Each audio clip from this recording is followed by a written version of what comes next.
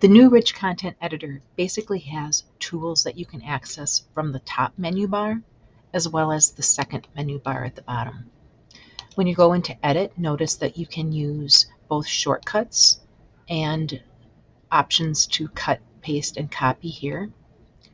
You can choose to view full screen or use the HTML editor, and that will also be able to be changed in the bottom right-hand corner. If you're an HTML editor fan in the previous version, you would see that change up in this upper right-hand corner.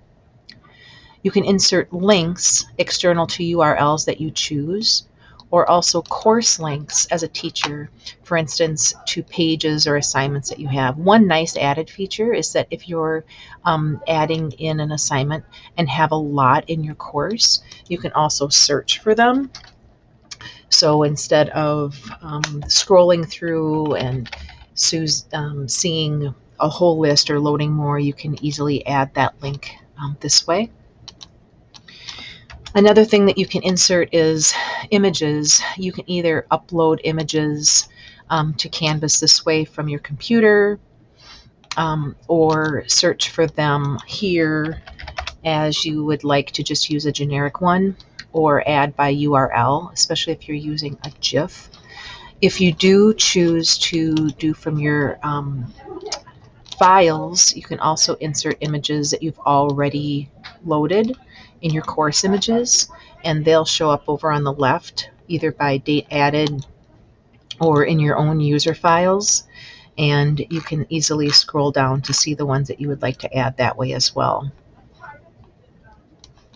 Another option that you can do in your insert is to insert media. If you'd like to record right within here, if you're using this media versus the studio option, that's a possibility, although we do recommend this to be a shorter version. However, course media also will pull in some of your studio options as well. You can also insert documents, equations, tables, embed codes, and align. New is that you can also change the format. These things were in the old editor, but now you also have a few other options here, including some different fonts. That was something that we didn't see in the old editor. Text color and so on can be here as well. The biggest change I'm noticing is the change with the inserting of YouTube videos and other external tools. So this option here in the word and the tools here shows you apps that we've added in the past. And once you choose one of those options, for instance, if I say I want to add YouTube and I select that, I can still go in and search here and find the YouTube video that I'd like to add. But also it will now show up in those external tools, so I have easy access to the ones that I use the most. I can change formatting of text here, and you'll notice that another tool I have is word count. That will show here as well as on the bottom. And I can insert a table here as I could before. So basically this second toolbar does those same things by visual. So you have your choice of either choosing from the top, by words and added, or by the visuals that you see here.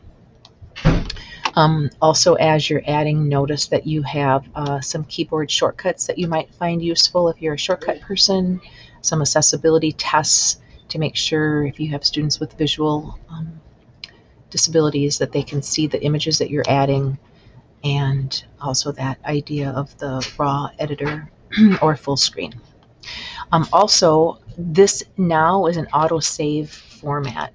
So as you're doing your work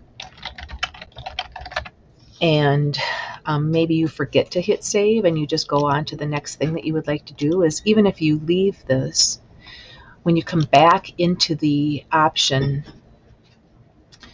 you'll see that you now have the option to edit, and when you edit it, it will say that you have some previous existed. Would you like to preview that, or would you like to pull in that edit that you forgot to save, and that is auto-saved for you now.